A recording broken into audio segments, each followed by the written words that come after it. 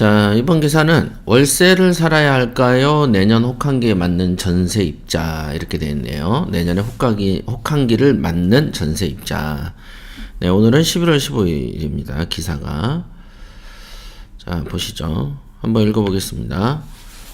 내년에는 전세값이 더 오를까요? 차라리 미리 이사를 가야 할지 고민이다.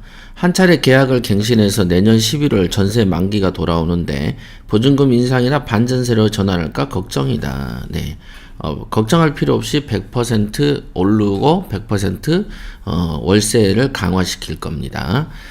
왜냐면 지금 그 부동산에 관해서 재산세하고 종부세를 올려버렸기 때문에 지금 우리가 이제 경매를 하지만은 시세조사를 해보면은 옛날하고 다르게 그 보증금 받는 거에 대해서 집주인들이 꺼립니다.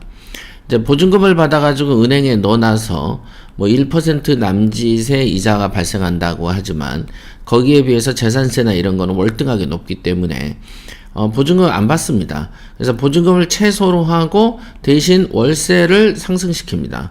자, 서민들은 주어진 소득이 있기 때문에 가능하면 전세가 좋고 가능하면 월세를 덜 내는 게 좋은 게 인지상정입니다만은 어쨌든 힘은 건물주가 더 세죠. 그러다 보니까 건물주 입장에서는 각종 세금이 인상되면은 월세를 받으려고 하지 전세를 받으려고 하지 않습니다. 근데 이제 이러다 보니까 서민을 살릴 것 같은데 서민을 죽이는 상태가 되는 거고, 그러면 서민을 죽여서 그럼 집주인이 이득을 보냐? 그렇지 않죠. 최종 보수는 정부인 거죠. 그래서 이제 세금을 높인다는 것은 정말로 이렇게 서민을 핍박하는 가장 빠른 수단이 세금을 높이는 겁니다. 그래서 그럼 이 세금 받아서 뿌린다라고 생각하지만 뿌려져 봐야 가랑비죠. 뜯어갈 땐 폭포수처럼 뜯어가는데 안 된다 이게. 그래서 이제 이런 정책에 이제 문제점들이 속속들이 나오고 있고요. 그래서 이제 부동산 임대차 3법에 대해서 악법을 철폐하라는 얘기가 2년 전부터 나와 있었습니다. 자, 한번 읽어보도록 할게요. 내년에 전세시장은 전세입자에게 혹독하다. 온라인 부동산 커뮤니티는 벌써부터 내년 전세 시장을 걱정한다. 예, 참 보면 옛날에는 이런 걱정 안 하고 살았는데 새 임대차법, 계약갱신 청구권, 전월세 상한제 이후 전세 시장이 요동쳤고요. 일부는 계약갱신이 이루어지면서 다행히 2+2를 살 수 있었다. 2년. 그러니까 계약갱신이라는 건 여러분들이 모르는 분도 계시겠지만은 2년을 계약하고 나서 주임법에 의해서 다시 2년을 정당하게 살 수 있는 권리를 이제 해서 총 4년을 살게 하자라는 게 이제 민주당의 어떤 입법에서 발의가 됐습니다. 그래서 통과도 됐죠. 그래서 그러면 사는 사람 입장에선 4년이 좋은데 맞죠? 사는 사람은 4년이 좋습니다. 진짜로. 그러면 집주인 입장에서도 그래 4년을 하면 좋죠. 근데 대신 4년을 살 수 있으되 돈을 못 올리게 해놓은 거죠. 근데 부동산은 급등하고 있는데 돈을 못 올리게 해놓으니까 그러면 누군가는 손해를 보는 거죠. 그럼 집주인이 손해를 본다. 그러면은 임차인하고 갈등이 벌어지는 거죠. 왜? 남들은 전세금을 더 높이 받을 수 있는데 나는 이 법에 의해서 임차인이 2년 더 산다고 말하면 못 올리고 그대로 있는 거예요. 그러니까 아파트가 어떤 건 전세가 10억인데 바로 옆집은 전세가 4억이고 막 이런 데도 많아요. 그러니까 이게 이제 아까도 제가 늘 말씀드리지만 시장 왜곡이 생기는 거죠. 같은 볼펜이면 여기서도 100원이면 저기서도 100원이어야 되는데 여기는 100원인데 저기는 30원이야. 막 그냥 시장이 어떤 재화죠. 이것도 재화라는 거는 가격이라는 게 존재하는데 가격이 너무 들쑥날쑥 해버리면 안 되죠. 그러니까 뭐 어느 정도 차이는 괜찮죠. 가격이란 건 개인 소비재니까 정하기 나름이지만 이렇게 2+2라는 식으로 해서 정부가 인위적으로 못 올리게 하니까 단기간에는 예를 들면 혜택을 보는 세입자들도 있었을 겁니다. 그죠? 근데 그 세입자들이 지금 하는 고민이에요. 이게 지금 4년의 시세 변동이 고스란히 반영돼서 전세값이 큰 폭으로 오를 가능성이 높다.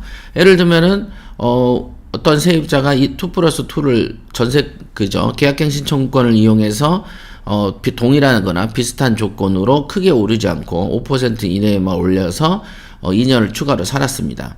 근데 다른 호수들은 벌써 이 정도에 비해서 전세금이 형성되는데 나는 한 2년 공짜로 살았어. 저렴하게.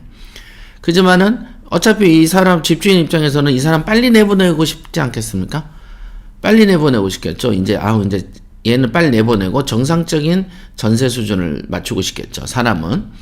그러니까 이 사람은 어쨌든 이 동네를 떠야 돼. 아니면 이만큼의 높은 전세 수준을 주든가, 아니면 요즘처럼 세금이 높으니까 이만큼 높은 월세를 제공해야 되는지 살 수 있는 거죠. 그러니까 한 2년 정도 고통이 연장됐을 뿐이지 고통이 없어진 게 아닌 상황이 된 거죠. 그죠? 그러니까 이제 시한부 환자한테 일시적으로 잠깐 잘 사는 약을 준 거죠. 일시적으로. 그래서 한 2년은 솔직히 편하게 산 건 맞죠. 남들은 비싸게 살았는데. 자, 근데 국가의 정책이 그렇게 흘러가면 안 되겠죠. 1년새 1억 1천만 원이 올랐는데 향후 상승세는 지속될 거란 관측이 있고, 어쩌고저쩌고. 그래서 내년도에 전국의 전세값 상승률은 6.5%로 올해와 비슷한 수준으로 상승할 걸로 봤다. 전세 가격이. 전세 가격도 상승하죠. 물가 상승하지. 세금 상승하지. 그냥 돈은 똑같이. 그죠? 들어오는 돈은 똑같이 벌리는데 모든 게 상승되고 있습니다. 계약갱신 청구권을 사용한 전세 물건과 신규 계약 물건과의 가격 차이. 이게 아까 그겁니다. 그러니까 옆에 호수는 예를 들면 전세금이 5억인데 나는 2억에 살았던 거야. 그러면은 내년도에 신규 계약분이 늘어나면 당연히 2억 받던 데가 3억 더 올려서 5억으로 올리려고 하겠죠. 강남구, 이거는 굳이 서울 강남구에 해당되는 게 아니고 수도권 전체에도 해당되고 우리나라 대한민국 전체 이 규정이 해당됩니다. 그래서 물론 이제 더 못 사는데, 더 한 사는데, 더 부동산 가격이 저렴한 곳에서는 격차를 미미하게 느끼겠지만, 점점 이렇게 사람이 그래도 대한민국에서 3천만이 넘게 사는 데가 서울하고 수도권 아닙니까? 그러니까 전국 인구의 70%가 사는 곳이다, 이게. 응? 이 정도 사는 데에서 지금 서민들이 이렇게 힘든 거예요. 이상하죠? 전월세 신고제라든지 임대차 계약갱신 청구권은 임차인을 위한다고 그렇게 말을 하는데 임차인이 자꾸 싫어해. 그것도 좀 이상하죠. 자, 서울 강남구 대치동 음마아파트는 76제곱미터 같은 경우에는 보증금이 4억 8천만 원에 계약된 반면 2주 후에 동일한 면적 8층은 9억이 거래된 거예요. 네. 그래서 보시면은 전세값 급등이 우려되는데 내년부터는 전세 대출의 규제도 심해진다고 합니다. 그러니까 보면은 이제 전세값도 갑자기 급등할 건데 대출 자체도 이제 심해지는 모양이에요. 대출. 그러면은 안 그래도 지금부터 한 달이나 2달 전부터는 이제 갑자기 대출이 엄청나게 조여지기 시작했었죠. 그래서 뭐 아파트의 뭐 집단 대출도 막아버렸다 어쨌다. 그래서 피해 사례가 굉장히 속출하고 있는데 내년에는 이제 전세 대출까지도 막아버리니까 어떤 일이 벌어집니까? 이제는 전세 대출이 막아지면은 예를 들면은 아까도 말했지만 5억짜리 전세가 시세인데 계약갱신 청구권을 이용해서 3억에 한 2년 더 살았어요. 그러면 이제 다시 이제 이 5억으로 오를 거 아니겠습니까? 그러면 오르려면은 이제 돈이 없잖아. 1년 사이에 뭐 2억씩 벌 것도 아니고. 그럼 결국은 대출을 받아야 되는 입장인데 그 대출을 안 해주니까 어떻게 됩니까? 그 지역을 떠날 수밖에 없는 거예요. 아니면은 월세로 살아야 되는데 이 월세를 2억만큼 줘야 되는 것이죠. 그러면은 결국은 이제 봉투가 헐거워지죠. 그러면서 주거 비용이라든지 주거의 품질 자체가 떨어질 수밖에 없는 거죠. 삶의 품질. 그러니까 이제 저녁이 없어져 버린다는 거죠. 저녁이 있는 삶이 아니고 저녁 자체가 사라져 버리는 삶이 되는 거죠. 왜냐하면 돈은 벌리는 건 똑같은데 이제 내년부터는 주거 비용이 더 늘기 때문에 그렇습니다. 그래서 결국 수억 원씩 오르는 전세값을 감당하기 어려우면 반전세나 월세를 살아야 되는데 집주인은 또 재산세하고 종부세 등으로 높아진 보유세로 월세를 통해서 덜어내려고 할 가능성이 있다. 너무 당연하죠. 아까도 말씀드렸지만은 이제는 전세금 받아가지고 은행에 이자 넣어놔 봤자 쓸데가리가 없었기 때문에 이제는 월세를 받으려고 할 거고 그러면 서민들은 더더욱이나 내 집 마련은 멀어진다라고 보시면 됩니다. 그래서 이 정책 하에서 서민이 지금 이런 부동산 정책을 지지한다는 건 굉장히 어리석은 짓이죠. 자, 그 다음 여기에 이 부분의 내용이 중요한 말인데요.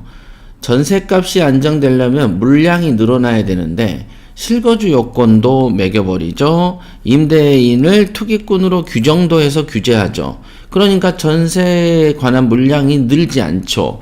전세 물량이 늘지 않으니까 세입자들은 더더욱이나 인상된 전셋값에서 찾아야 되고 힘들어진다는 거예요.